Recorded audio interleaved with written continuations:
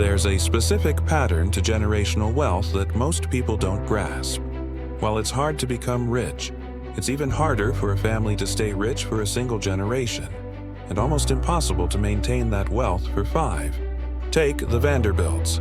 By the time 120 of their descendants held a family reunion in 1973, not a single one was a millionaire. They went from being the wealthiest family in America to having nothing in just 3 generations. This is the normal cycle. Wealth earned in the first generation is usually gone by the 3rd. But one family broke that cycle. This family has stayed wealthy not for 3 generations, but for 8. Not for 50 years, but for 210. And their wealth wasn't confined to one country, but spread across 5 nations at once. This is the Rothschild family. As early as 1815, the 5 Rothschild brothers had more money than any European royal family. By the mid-1800s, they were called Europe's 6th great power, putting them on the same level as Britain, France, Austria, Prussia, and Russia. Not a country, but a family. At the start of the 20th century, the Rothschilds were still the richest family on the planet. In 2025, after surviving 2 world wars, the Great Depression, communism, fascism, hyperinflation, and 8 generations of change, the family's net worth is estimated to be between $400 billion and $1 trillion shared among hundreds of descendants. The exact number is a secret, because unlike the Vanderbilts who lost it all, or the Rockefellers whose wealth is slowly being diluted, the Rothschilds mastered something no other family has: the art of staying wealthy while avoiding public attention, the skill of passing power through generations without letting it slip, and the ability to endure every financial crisis, war, and revolution for over 2 centuries. This is the story of how one family became the richest in history, not because of one brilliant founder, but because of a deliberate system, a powerful network, and a strategy that has worked for 210 years and is still in use today. This includes their 5-son strategy, their information advantage, their tactic of financing both sides of every war, their control over central banking, and the mechanisms they built to ensure their wealth keeps growing even when individual family members make mistakes. This is the Rothschild pattern. Understanding it shows how dynastic wealth really works, not the romanticized version, but the real one, where information is the greatest power. Networks are the real. Wealth and staying invisible is the secret to lasting riches. Before we get into their methods, it's important to understand where they came from. The Rothschilds didn't start as rich nobles. They came from a ghetto. In 1744, Meyer Amschel Rothschild was born in the Judengasse of Frankfurt, the city's Jewish ghetto. It was a single street, walled off from the rest of the city, where Jews were legally forced to live. Jews were not allowed to own land, join professional guilds, or work in most jobs. However, they were allowed to lend money because Christian teachings prohibited usury charging interest on loans. Since Jews didn't have this restriction, money lending became a Jewish profession out of necessity, not by choice. Meyer Amschel's father was a small-time money changer and trader, nothing special in his field. His father died when Meyer was only 13. He was sent to work as an apprentice at the Oppenheimer Bank in Hanover, where he learned the details of banking and how royal courts operated. He saw that powerful people always need money, and he realized that whoever controls the money also controls the powerful. This was the core idea that a dynasty was built on. In his 20s, Meyer Amschel returned to Frankfurt and started dealing in rare coins, not regular currency, but collectibles. His choice of coins was strategic. Coin collecting was a popular hobby for European aristocrats. This business gave Meyer access to princes and dukes, men with real influence. By 1769, Meyer had become the court factor, or financial agent, for Prince William of Hanau. He managed the prince's finances, investing his money, lending it out, and taking a commission. This was his way in. Prince William had one of Europe's largest fortunes, which he made by renting out Hessian soldiers to the British during the American Revolution, 30,000 German mercenaries, paid for by the British Crown. Prince William's massive fortune, worth millions of pounds, was managed by Mayor Amschel Rothschild. Mayer did more than just manage it. He made it grow. He invested it across Europe, lent it to other governments, and made both the prince and himself incredibly rich. But what made Mayer different from every other court Jew and financier was his vision. He didn't keep the business to himself. He built a network. He had 10 children, 5 sons and 5 daughters, and he trained all 5 of his sons in the world of banking from a very young age. Then, he did something nobody had done before. He sent them to different financial centers across Europe to open their own banks. Not one bank, but 5. It was one family, operating in 5 countries, all coordinating, sharing information, and working together. Here's how the strategy worked. In 1798, Nathan Rothschild, the 3rd son, was sent to Manchester, England, and then to London, where he started N.M. Rothschild and Sons. In 1811, James Rothschild, the youngest, went to Paris to create de Rothschild Frères. Salomon Rothschild was sent to Vienna, where he founded S.M. von Rothschild. Karl Rothschild moved to Naples and established C.M. de Rothschild and Figli. Amschel Rothschild Jr., the oldest son, stayed in Frankfurt to run M.A. Rothschild and Söhne. There were 5 brothers in 5 cities: Frankfurt, London, Paris, Vienna, and Naples. These weren't just the financial centers of Europe. They were the capitals of the 5 great powers after Napoleon's fall: Britain, France, Austria, Prussia, and the Italian states. The Rothschilds had a bank in every major power at the same time. The brilliance of this system was that they operated as a single, unified family business. They coordinated everything they did. If the British government needed a loan, Nathan in London could arrange it. But the money might come from Salomon in Vienna or James in Paris. If the Austrian emperor needed money, Salomon could set it up using capital from Nathan in London. They moved money across borders long before modern banking systems existed, which allowed them to finance almost anyone. Their presence in every capital gave them access to information nobody else had: political secrets, military intelligence, and economic data. In a time when news traveled only as fast as a horse or ship, the Rothschilds had a private courier network that was faster than any government's. They used carrier pigeons, fast ships, and coded messages. They knew what was happening in Paris before the British government did, and they knew what was going on in Vienna before the French government. This information advantage was worth more than gold. Let me show you how they used it. The year was 1815, and the event was the Battle of Waterloo. Napoleon had escaped from exile, raised a new army, and thrown Europe back into war. The outcome of the battle would decide the continent's future. If Napoleon won, France would dominate Europe and British government bonds would crash. If Britain won, Napoleon would be finished, and British bonds would soar. The battle was fought on June 18, 1815, near Waterloo in what is now Belgium. Nathan Rothschild was in London. Official news of the result would take days to arrive, but Nathan had agents right there at the battlefield.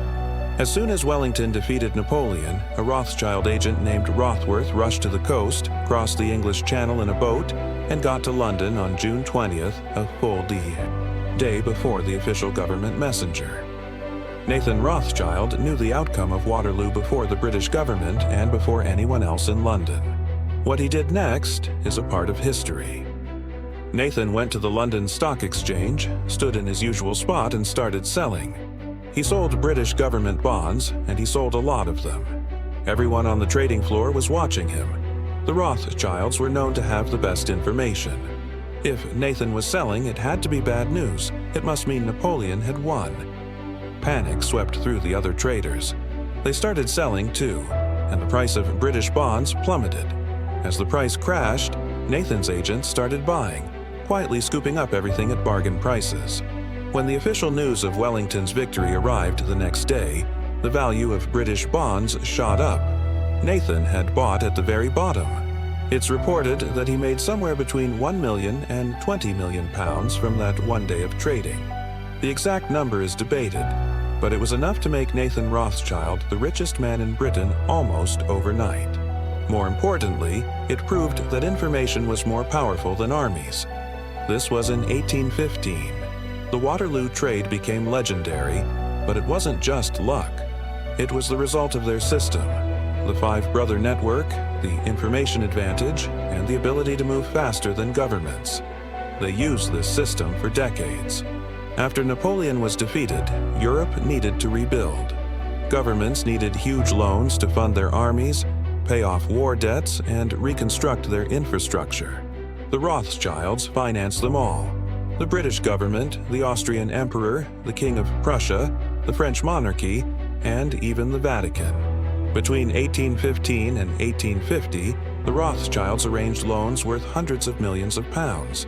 They didn't just lend money, they made themselves essential. Any European government that needed financing went to the Rothschilds because they could raise money from multiple countries at once, because they had the network, and because they had a reputation for always getting paid back. Their method for ensuring repayment was smart. They didn't just lend money, they took control of tax revenues. If Austria took out a loan, the Rothschilds would manage Austrian customs duties until the debt was paid. If Naples borrowed money, the Rothschilds would control the tobacco tax revenues. They didn't depend on government's willingness to pay, they took control of their income streams. This is a key to staying wealthy. You don't hope to get paid back, you make sure there's no other choice.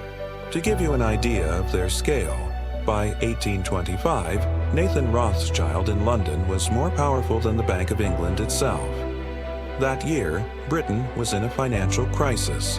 Banks were failing and people were panicking. The Bank of England was about to run out of gold. To stabilize the banking system, the government needed a massive emergency loan, and they went to Nathan Rothschild. Nathan arranged a loan of £10 million, a huge sum for the time, equal to over $1 billion today. He raised the money by coordinating with his brothers across Europe. Gold was shipped from Paris, silver from Vienna, and bills of exchange from Frankfurt. Within weeks, the crisis was over. The British government called Nathan the commander-in-chief of the City of London. Not a banker, but a commander, because that's what he was.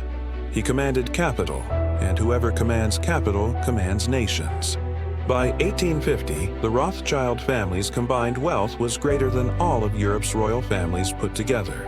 They were known as the Sixth Great Power, along with the five major nations of Britain, France, Austria, Prussia, and Russia. Think about that for a moment.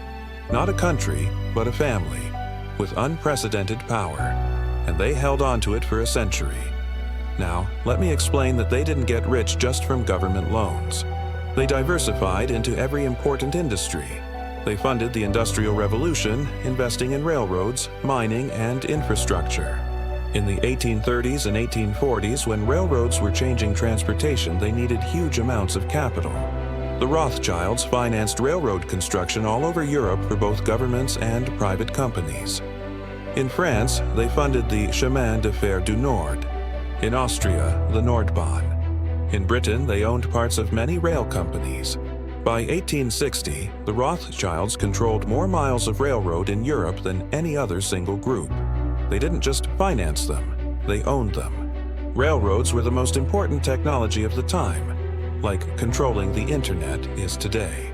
Whoever controlled the railways controlled trade, commerce, and economic growth. The Rothschilds controlled the railways. They also dominated the mining industry. In the 1830s, they took control of the Almaden mercury mine in Spain, the world's largest mercury deposit. Mercury was essential for refining silver, so controlling mercury meant controlling silver production throughout the Americas. By the 1850s, they also controlled the Rio Tinto mining company in Spain, a major producer of copper and iron. They later bought De Beers diamond mines in South Africa, at one point controlling a large share of the global diamond market. They financed the construction of the Suez Canal in Egypt, and when Egypt couldn't pay its loans, the Rothschilds got shares in the canal company. They also funded oil exploration in Baku, now in Azerbaijan, through the Rothschild Oil Company, which competed directly with Rockefeller's Standard Oil in the 1880s. The Rothschilds were more than just bankers, they were industrialists. They owned real assets that made money on their own, separate from financial markets.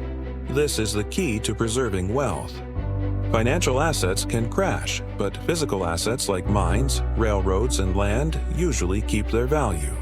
The Rothschilds understood this better than anyone. Here is the part of the Rothschild strategy that most people don't understand. They didn't just finance governments during peacetime. They financed both sides of wars at the same time. This isn't a conspiracy theory, it's a documented historical fact. During the Austro-Prussian War of 1866, the Rothschilds provided financing to both Austria and Prussia, both sides. In the Franco-Prussian War of 1870-71, they funded both France and Prussia. Why would you finance both sides of a war? There are three main reasons. First, it guarantees you're on the winning side. The winner will owe you money and will be able to pay. Second, it gives you influence over both sides. A government that needs your money for its war can't afford to make you an enemy. Third, wars are very profitable. Governments borrow huge amounts of money during a war, which means high interest rates and risk premiums. If you are the only family that can raise money across multiple countries during a crisis, you can set your own terms. The Rothschilds made fortunes from wars, not by selling weapons, but by providing the money that made those wars possible. And when the wars were over, they financed the rebuilding efforts. They made money on the way in and on the way out. That is the system. A specific example is the American Civil War from 1861 to 1865. The Union needed money, and so did the Confederacy.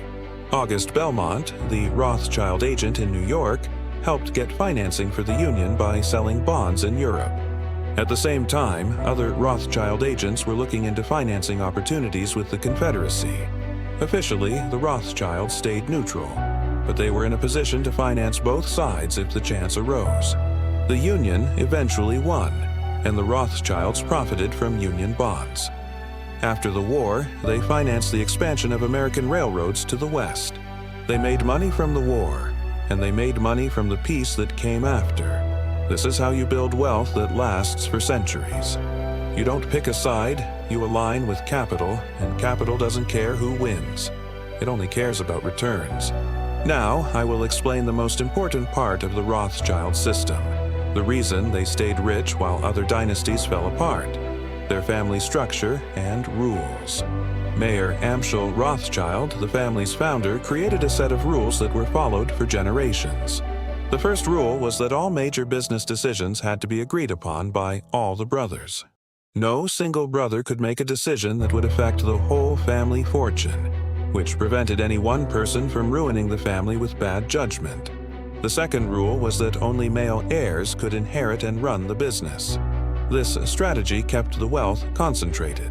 While the Vanderbilts split their fortune among all their children, the Rothschilds kept control with the sons, giving daughters dowries but not a share in the business. Although controversial by today's standards, this practice kept their empire together for 8 generations. The third rule encouraged marriages within the family. Rothschild cousins often married other Rothschild cousins. This kept the wealth inside the family circle and made sure that spouses understood the family business and its rules. In the 19th century, more than half of all Rothschild marriages were between cousins. This led to genetic problems in later generations, but it was also a key reason the dynasty stayed unified. The fourth rule was a commitment to extreme privacy. The Rothschilds were pioneers of financial discretion. They didn't brag about their wealth or spend money in flashy ways. Unlike the Vanderbilts, who built huge mansions and threw lavish parties, the Rothschilds lived comfortably but quietly. Their wealth was in banks, bonds, and businesses, not on display for everyone to see. This privacy protected them during revolutions, wars, and social unrest. When mobs were burning palaces, they often left Rothschild properties alone. When governments seized the estates of aristocrats, they often made exceptions for Rothschild holdings because the family held the loans those governments needed. The fifth rule was diversification across different countries. This was the genius of the Five Sons strategy. When a revolution broke out in France in 1848, the Paris branch of the Rothschild family was safe. because the London, Vienna, Frankfurt, and Naples branches were still operating. When World War I caused the collapse of the Austrian and German branches, the British and French branches survived. When World War II and the Holocaust destroyed the family's presence in continental Europe, the British and American branches saved the family's fortune. No single country's collapse could destroy the entire family. This resilience was built into their structure. Let me show you how this system worked during major historical crises. In 1848, revolution spread across Europe in France, Austria, Prussia, and the Italian states. Monarchies were overthrown, governments collapsed, and chaos followed. The Rothschilds had short-term losses, but within 2 years, order was restored. And who do you think financed the restoration? The Rothschilds. They not only recovered their losses, but made even more money. During World War I, from 1914 to 1918, the Rothschild Bank in Vienna, which was part of the Austro-Hungarian Empire, was on the losing side. Its assets were taken, and the bank was shut down. The Rothschild Bank in Frankfurt, Germany, was also on the losing side and suffered losses. However, the Rothschild banking houses in London and Paris, which represented Britain and France, were on the victorious side, ensuring their assets were safe. The family's survival was a direct result of being diversified among both the winners and the losers. In 1917, amid the Russian Revolution, the Rothschilds held significant investments in Russia, which included oil fields in Baku, railway projects, and mining operations. The Bolsheviks confiscated all of it. The Rothschilds suffered an enormous financial blow, a sum that would be equivalent to billions in today's money. Still, this loss wasn't catastrophic enough to ruin the family, as their fortune was also secured in Britain, France, and America. They absorbed the loss and carried on. This demonstrates the strength of diversification. It's possible to lose 10 or 20% of your fortune and still endure, provided that the remaining 80 or 90% is secure. Between 1929 and 1939, the world was gripped by the Great Depression, a global financial collapse. Banks went under and vast fortunes were erased. The Rothschilds, like everyone else, lost money. However, they managed to keep control of their main banking institutions. Both N.M. Rothschild in London and de Rothschild Frères in Paris weathered the storm. When World War II broke out, it was the Rothschilds who played a role in financing the war efforts of Britain and France. They managed to recover their losses from the Depression through war loans. During the Second World War, from 1939 to 1945, the Nazis made a concerted effort to seize Jewish wealth. They confiscated Rothschild properties located in Austria, Germany, and France. The Rothschild Palace in Vienna was taken over by the Nazis. In Austria, Baron Louis de Rothschild was arrested and held captive until the family paid a ransom of millions to secure his freedom. The Rothschild estates in France were occupied. Despite this, the British and American branches of the family remained unharmed. Following the war, the family successfully reclaimed some of their properties and began to rebuild. Although they never regained their pre-war level of influence in continental Europe, they survived.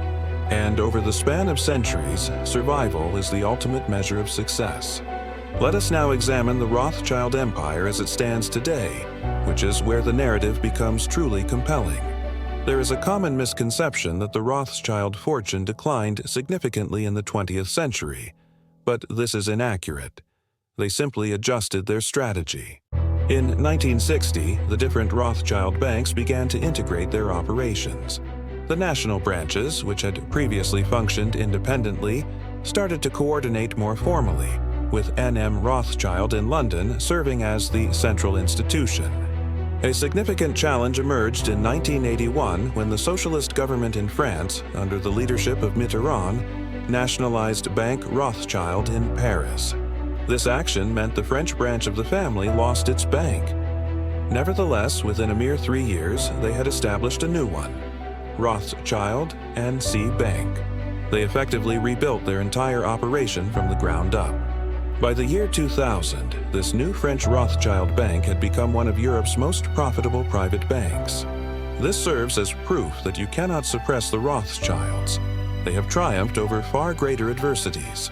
Today, the principal Rothschild businesses are Rothschild & Co. in Paris and London, which ranks as one of the largest independent financial advisory firms globally.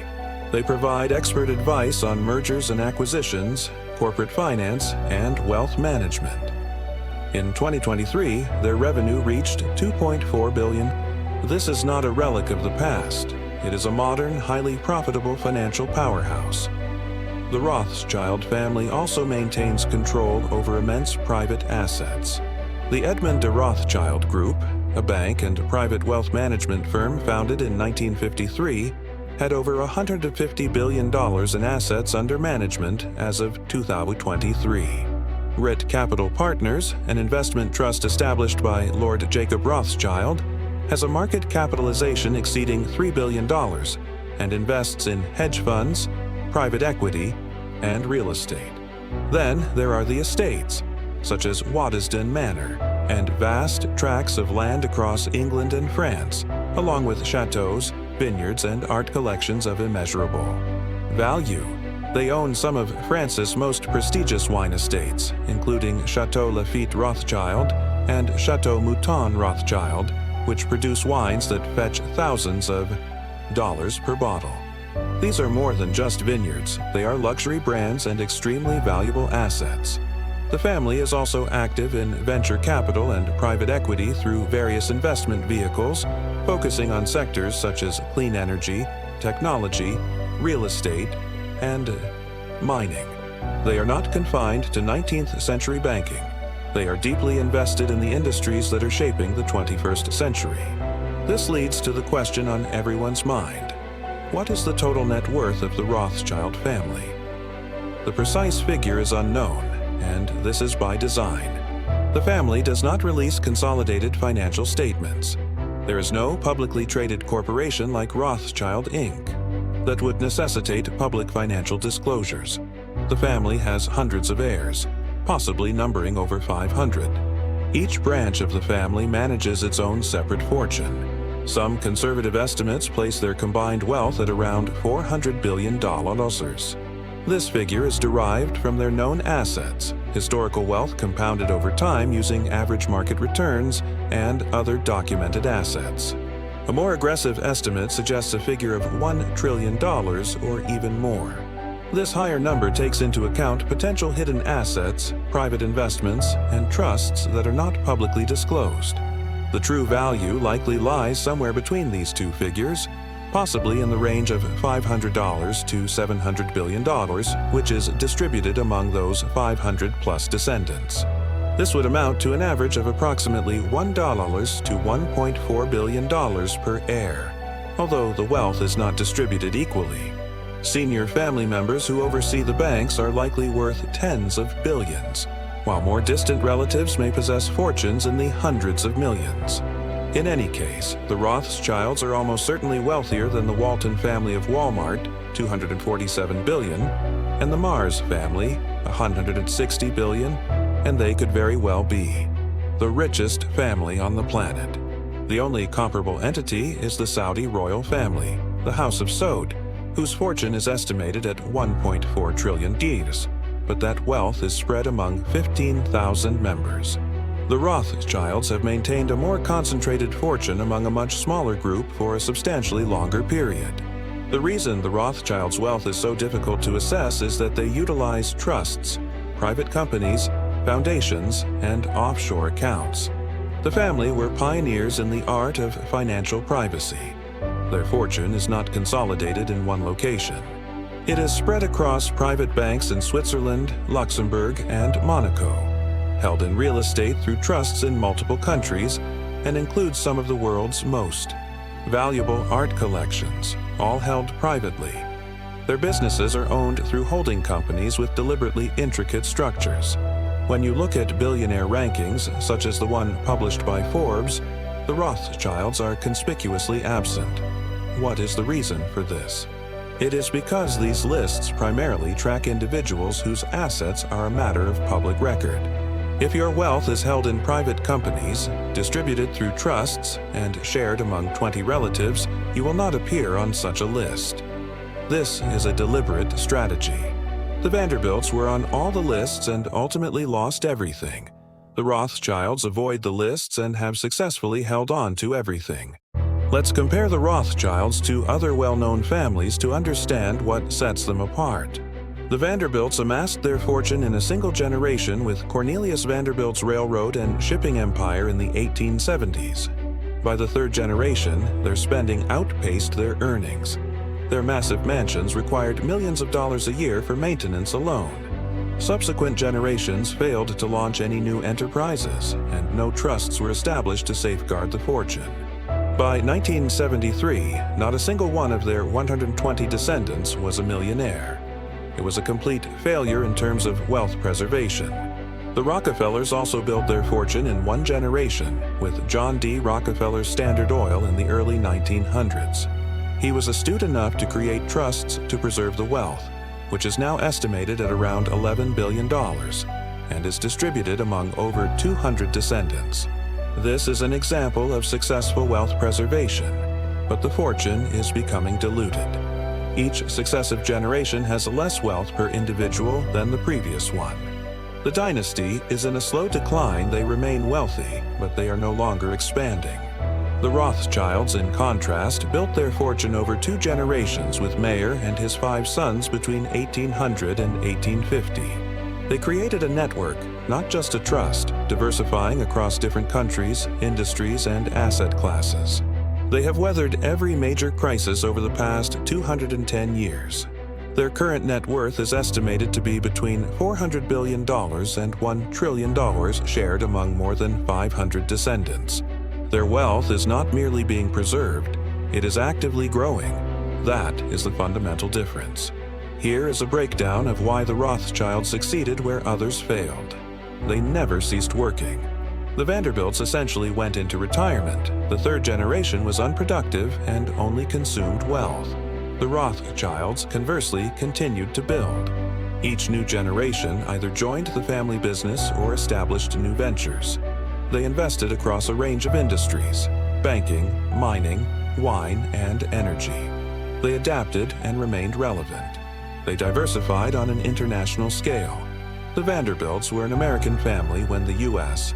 faced economic downturns. Their entire fortune was vulnerable.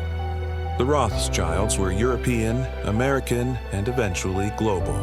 If the economy of one country faltered, another branch of the family could sustain them. They maintained their privacy. The Vanderbilts were very public with their wealth, constructing the grandest mansions and throwing the most lavish parties, which made them targets.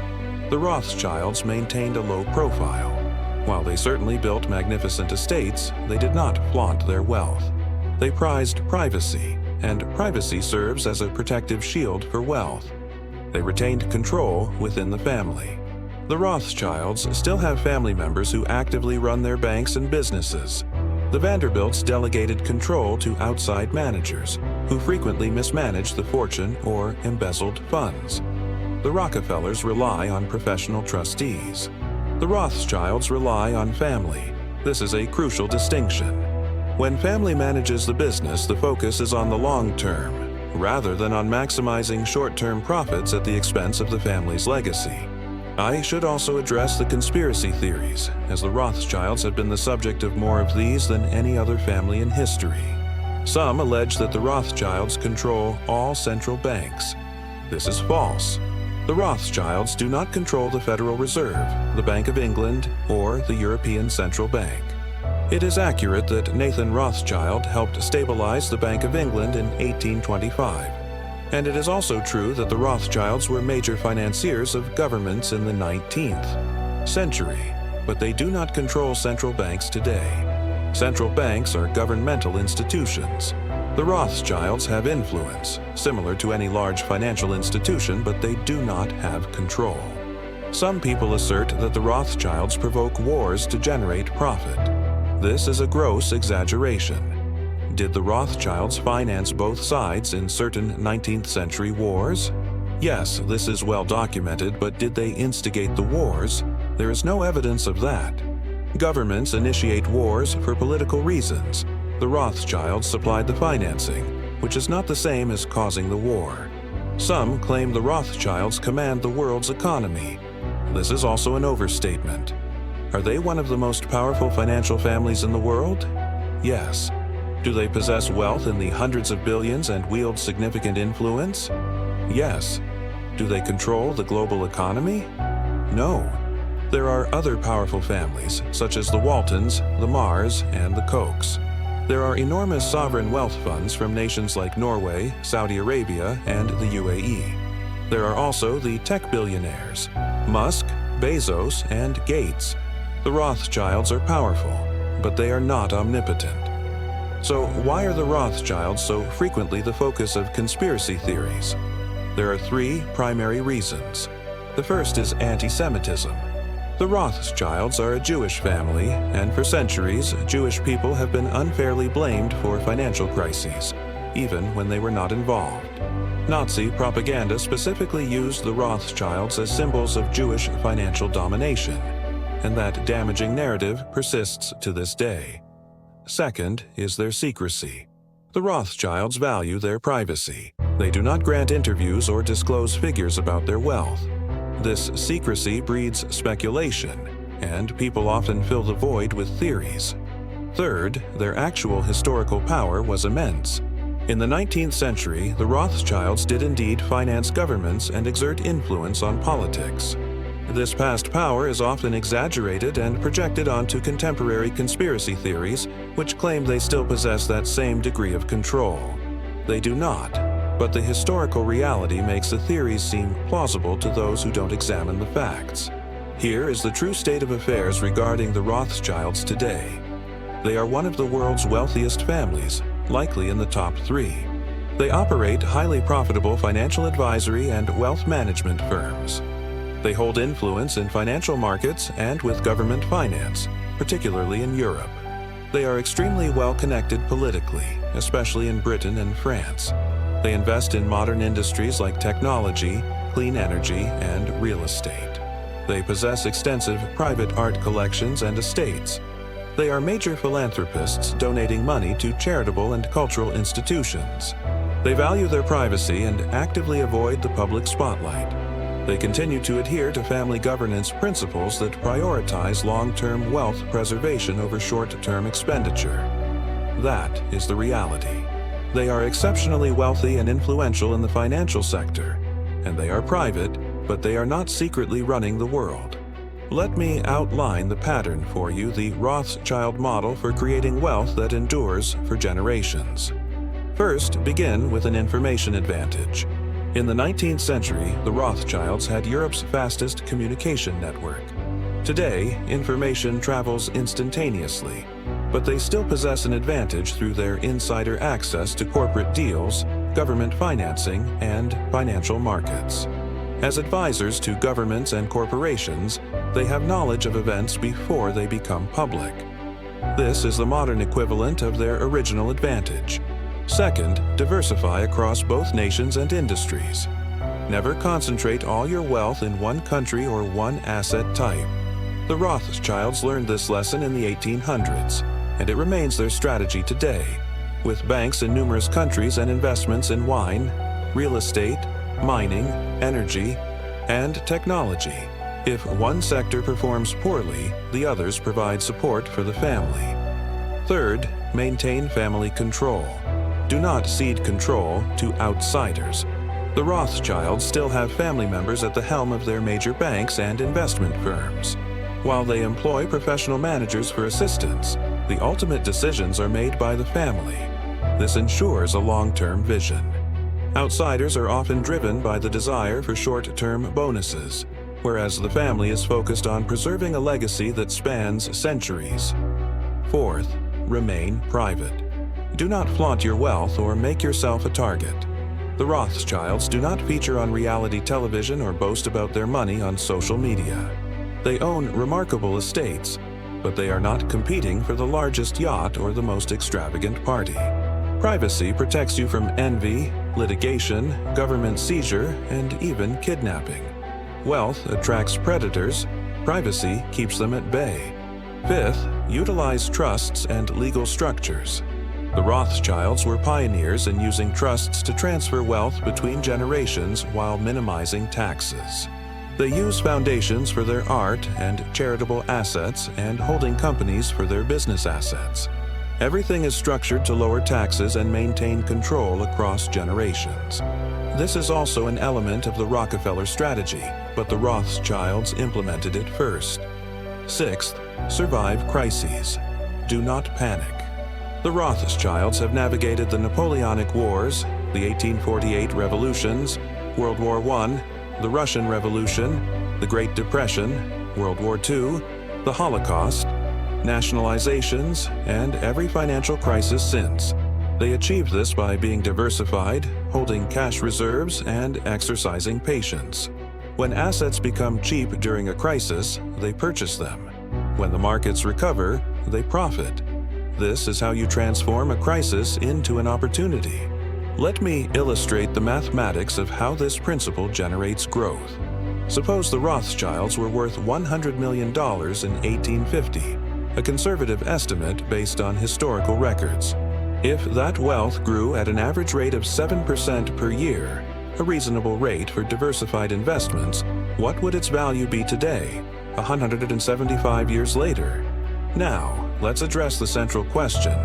Why should we be concerned with the Rothschilds? Why is any of this significant? It is significant because the story of the Rothschilds is the story of how the global financial system actually operates, not the version taught in schools, but how it functions in reality. The Rothschilds demonstrated that information is power. The individual who has knowledge first wins. This principle still holds true in today's financial markets, where high-frequency trading firms make billions by being microseconds faster than everyone else. It is the same concept the Rothschilds employed with carrier pigeons in 1815. They proved that financing is more powerful than ownership. You don't need to own the factory to control it, you only need to own its debt. Whoever controls the financing controls the enterprise. This applies to companies, governments, and individuals. Debt is a form of control. They demonstrated that financing both sides is a potent strategy. If you finance multiple parties in a conflict or a transaction, you are guaranteed to profit. This is the operational model of modern banks. They lend money to competing firms and finance takeovers for both the acquirer and the target. They are indifferent to the winner. They only care about collecting their fees. They showed that crises present opportunities. The Rothschilds made their first major fortune during the Napoleonic Wars and expanded during revolutions and depressions. When everyone else is panicking, those with capital and patience can build fortunes. This is the model for private equity today. Acquire distressed assets during a crisis and sell them when the markets rebound. The Rothschilds created that playbook. They proved that privacy is the secret to wealth preservation.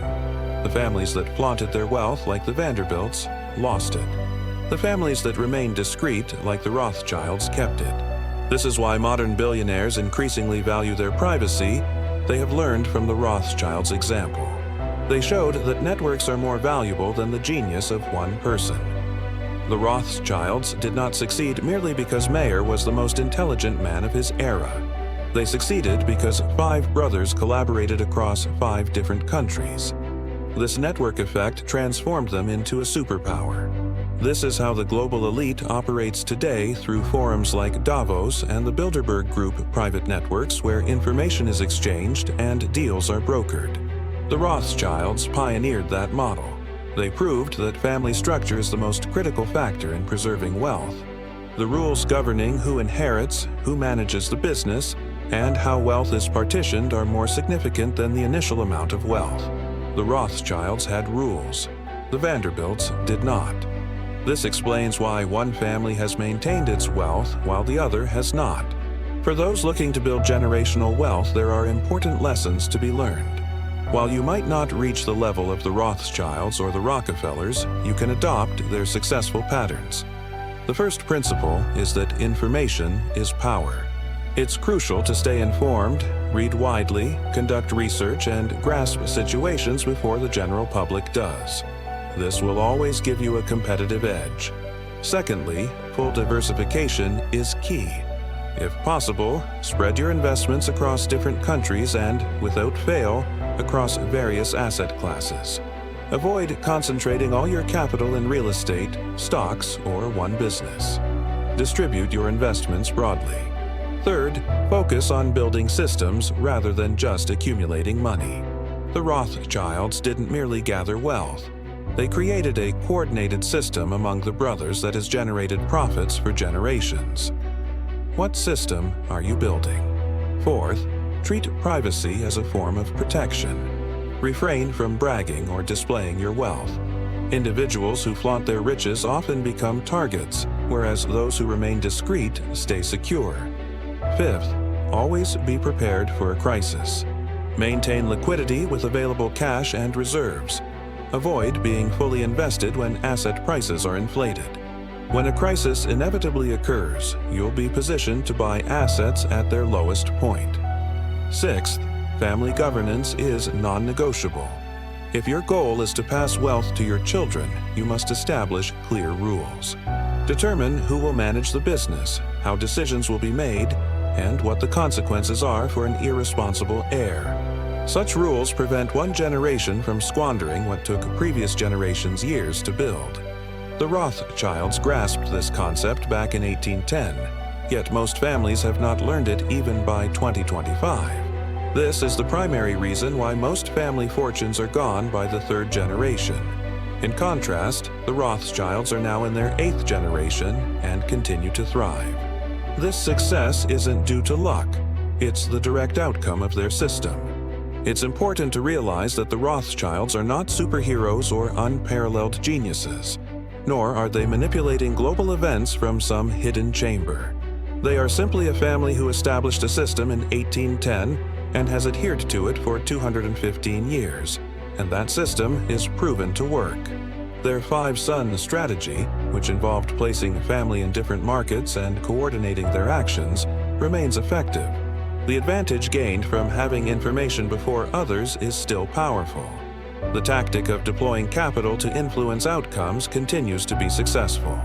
The approach of acquiring assets during market panics is still a winning move. The practice of maintaining privacy to safeguard wealth holds true. And the principle of creating family rules to preserve that wealth for future generations is as relevant as ever. This combination of strategies forms the Rothschild pattern.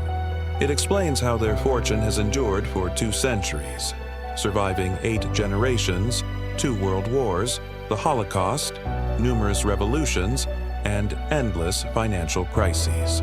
They built a system specifically designed for survival, and it has generated over $500 billion in family wealth.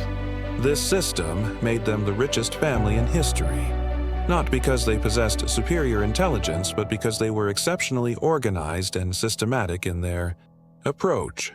After 210 years, across 8 generations, 5 countries, and with hundreds of heirs, they continue to be wealthy, influential, and private. This is the essence of the Rothschild dynasty. If this has changed how you think about wealth preservation and family strategy, you might want to subscribe. The Rothschilds are not alone in using these principles. The world's super rich all apply variations of this same system. Understanding that system is the first step toward building one for yourself. The Rothschilds have proven that dynasties can be created and that wealth can endure for centuries when the correct framework is in place. The question is about its possibility, but whether you possess the resolve to construct the system needed to achieve it. The Rothschilds started building their dynasty from a ghetto in 1744. What is your own starting point, and what system are you in the process of creating? The answers can be found in history, and the Rothschilds have already provided the blueprint. History isn't just written, it's edited. But the truth never disappears. Subscribe to Money Rewritten and uncover the stories behind power and wealth.